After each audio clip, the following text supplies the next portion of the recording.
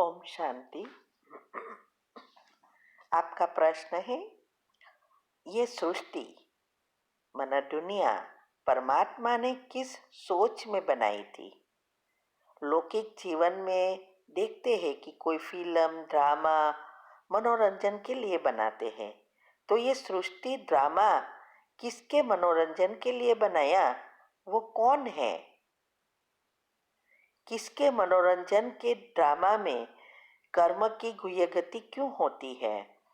सतयुग से कलयुग ये संतो प्रधान से तमो प्रधान लोग सृष्टि प्रकृति बनाने की क्यों जरूरत थी, ये समझना है। उत्तर है,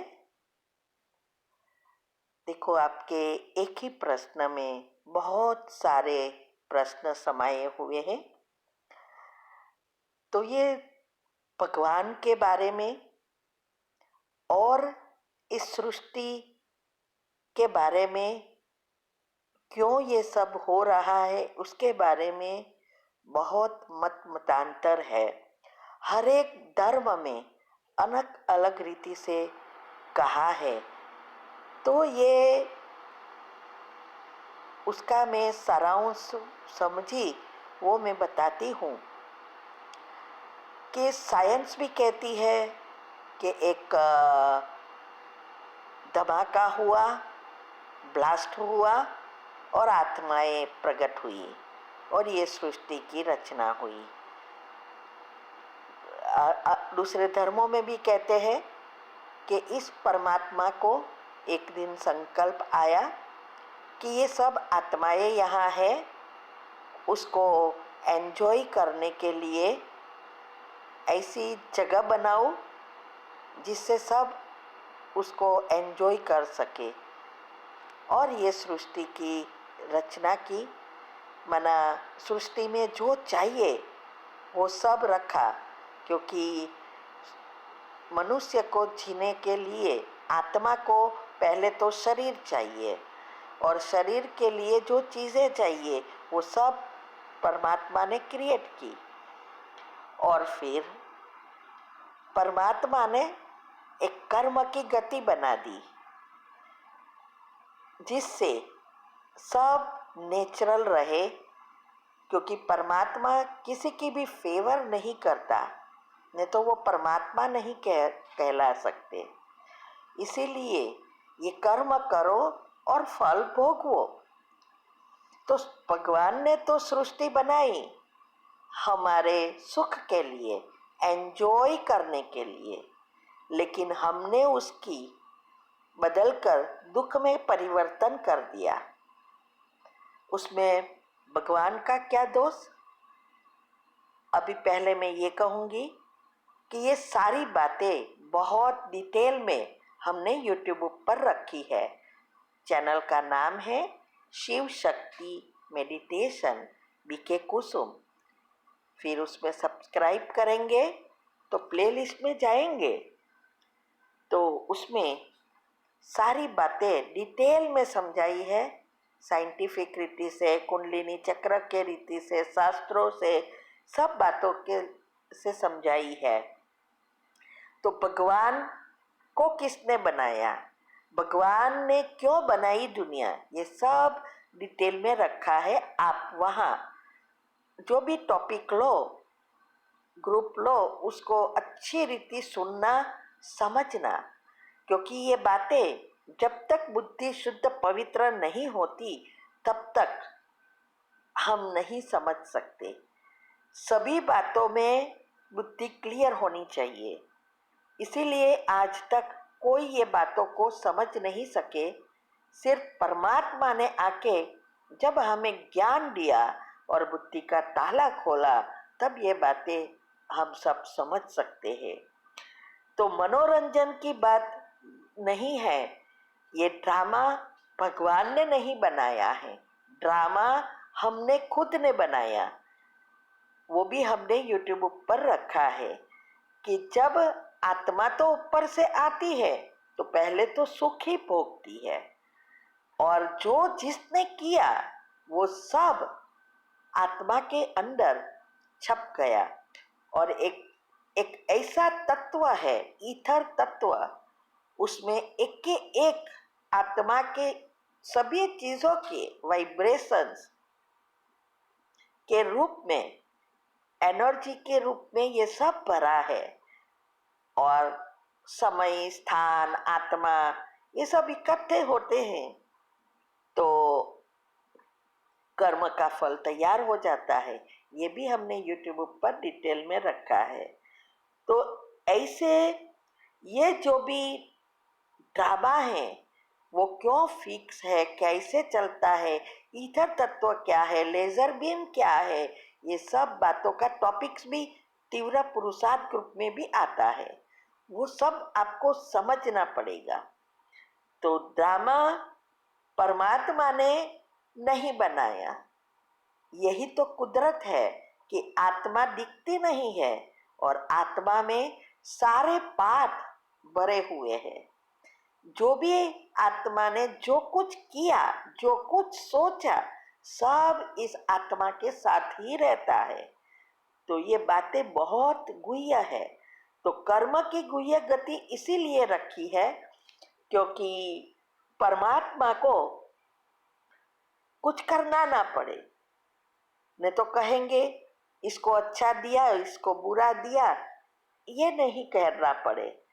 इसीलिए ये भगवान जो है वो एक कंपनी की तरह चला रहा है। जैसे कोई भी कंपनी हो दुनिया में तो उसमें नियम होते हैं और उस नियम अनुसार अगर चले तो कंपनी अच्छी रीति, व्यवस्थित रीति से चलती है। ऐसे ही भगवान का अर्थ ही यह है। ब माना भूमि, ग माना गगन, व माना वायु, अ माना अग्नि और न माना नीर। तो भगवान माना 5 तत्वों का संचालन करने वाला एक उसका टाइटल है। परमात्मा का टाइटल भगवान है। तो ये 5 तत्व उसने क्रिएट किया है और उसको नियम अनुसार चलाने के लिए ये कर्म की गति रखी है। तो ये सृष्टि परिवर्तन का नियम है कि कोई भी चीज इस दुनिया में ऐसी की वैसी नहीं रहती, क्योंकि 2 चीज से ये सृष्टि बनती है। पुरुष मना आत्मा और प्रकृति, ये दोनों चीज से ये सृष्टि बनती है और परमात्मा की शक्ति से ये सृष्टि चलती है। इसीलिए जब सतयुग था तो आत्मा जो भी शक्तिशाली है वो आत्मा की शक्ति अनुसार आत्माएं नीचे आती है। तो सतयुग में प्रकृति भी सतो प्रधान है, आत्माएं भी सतो प्रधान है। फिर जैसे ही आत्मा को शरीर मिलता है वो सोचना शुरू करती है। धीरे धीरे आत्मा की असर प्रकृति पर पड़ती है, प्रकृति की असर आत्मा पर पड़ती है और ये चीजें नीचे उतरती जाती है। तो प्रकृति नहीं होती तो भी जीवन नहीं है, आत्मा नहीं होती तो भी जीवन नहीं है, ये सृष्टि भी नहीं है। और ये प्रश्न उनको ही उठता है जिसको जीवन में बहुत दुख है। बाकी जो सुखी है वो तो ऐसे ही सोचते होंगे कितनी अच्छी दुनिया है, कितना अच्छा परिवार है, सब कुछ मुझे तो अच्छा मिला है। लेकिन जिसको दुख है इसको ये सारे प्रश्न उठते हैं क्योंकि कर्म ऐसे है। इसके लिए जरूरी है इस बातों को डिटेल में समझना है।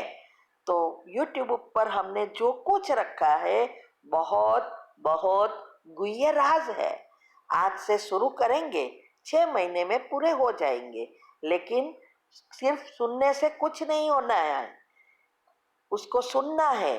तीव्र पुरुषार्थ ग्रुप में जो टॉपिक्स 133 टॉपिक्स लिखे हैं वो पढ़ना है और उसको समझना है, जीवन में धारण करना है। ये सब करेंगे तो बुद्धि का ताला खुलेगा और आपको ये बातें समझ में आएगी। ठीक है। ओम शांति। आपका प्रश्न है, मूल्यों में आता है कि परमात्मा भारतवासी को ही राजयोग सिखाने, स्वर्गवासी बनाने, हीरे मिसल बनाने आते हैं। तो भारतवासी ही नहीं, डबल विदेशी की भी तो सिखाते हैं ना। तो भारतवासियों को का नाम क्यों देते हैं? उत्तर है, देखो, भारत ये पुराने ते पुराना देश है। ये सृष्टि की रचना जो भी की, तब एक ही भारत ही था और सारा विश्व एक था। भारत का भी अर्थ है भा माना भरपूर, रथ माना ऊर्जा, ऊर्जा से भरपूर, क्योंकि परमात्मा का रचा हुआ ये सृष्टि थी और इसमें ये भारत मुख्य था। तो पहले ये भारत था। अभी जो आत्माएं सत्यों की भले है, लेकिन जन्म लेते लेते अनेक धर्मों में कन्वर्ट हो गई है। और इसमें भी कोई क्रिश्चियन है, कोई मुस्लिम है, कोई अफ्रीकन है, कोई भी जगह कर्म के हिसाब से जन्म ले लिया है। तो ये परमात्मा जब इस सृष्टि पर आते हैं तो वो धर्म जो आदि सनातन देवी देवता धर्म की आत्मा है, स्वर्ग की आत्माएं हैं, वो आत्माएं अभी अनेक धर्मों में चली गई है और विदेश में भी चली गई है। तो ये आत्माएं कहाँ भी हो, वहां से ये ज्ञान सुनकर उसका ज्ञान बाहर आएगा और ये भक्ति का फल है। तो भक्ति का फल देने ही परमात्मा इस सृष्टि पर आए हैं। तो भक्ति का फल किसको मिलता है? जिसकी भक्ति पूरी हुई है। तो भक्ति उनकी पूरी होती है जो सतयुग वाली आत्माएं हैं। सतयुग और त्रेता, वो आत्माएं ही द्वापर में पहले उतरती है और उनने ही भक्ति शुरू की है। तो भक्ति भी पूरी उनकी होगी और भक्ति का फल ही यह है, फिर से स्वर्ग के लायक बनकर श्री कृष्ण के साथ आना। तो इसीलिए भारतवासी की बात करते हैं, क्योंकि उस आत्माओं की बात करते हैं, नहीं कि व्यक्तियों की। और वो आत्माएं जो भी कन्वर्ट हो गई है जन्म लेते लेते कर्म अनुसार, वो फिर से आ जाएगी। ये अभी परमात्मा एक ही काम कर रहे हैं कि हमारे अंदर अनकॉन्शियस माइंड में से सारी बातें बाहर लाने का प्रयत्न कर रहे हैं। तो जैसे कोई व्यक्ति कोमा में चला जाता है, तो उस समय डॉक्टर एक ही बात कहते हैं कि उसको अच्छी अच्छी बातें करो, जहां उसको खुशी मिली थी उस जगह पर ले जाओ और उसको याद कराओ, शायद वो फिर से कोमा से बाहर आ जाएगा। ऐसे ही अभी हम सभी आत्माएं स्वर्ग की बातें भूल गए हैं। तो वो हमारे अंदर है, क्योंकि आत्मा में भरी हुई बातें कभी भी डिस्ट्रॉय नहीं होती, घिसती नहीं, भूसती नहीं, माना निकलती नहीं। तो उस बातें एकदम अंदर चली गई है। सुपर माइंड की बातें हैं, अनकॉन्शियस माइंड की बातें हैं, और ऊपर दूसरे सबकॉन्शियस, कॉन्शियस और प्री कॉन्शियस सब लेयर्स है। वो लेयर्स को निकालने के लिए परमात्मा यही बातें बता रहे हैं कि आप ऐसे थे, सतयुग ऐसा था, स्वर्ग ऐसा था, श्री कृष्ण ऐसे थे, देवी देवता ऐसे थे, ये चक्र ऐसे घूमा, और ये सब बातें बता बता कर हमारा ज्ञान को बाहर ला रहे हैं। और फिर जो जितना पुरुषार्थ करते हैं उस अनुसार उसका पार्ट फिक्स होता है, ड्रामा बनता जाता है।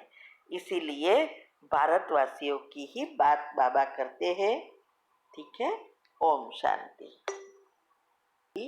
आपका प्रश्न है, ये भी कहा कि ड्रामा में भारतवासियों का ही ऑलराउंडर पार्ट है, तो ये समझना है कि अभी और सतयुग डबल विदेशी का भी तो पार्ट है ना। तो यहाँ क्या कहना चाहते हैं? उत्तर है, देखो आपके अगले प्रश्न में ही हमने कह दिया कि विदेशी क्या है। तो ऑलराउंडर पाठ माना सतयुग से अंत तक जो भी पाठ बजा रहे हैं वो हुई देवी देवताओं की आत्माएं, जो शक्तिशाली आत्माएं हैं, उसकी बात बाबा कर रहे हैं और आपको हमने समझाया। ओम शांति।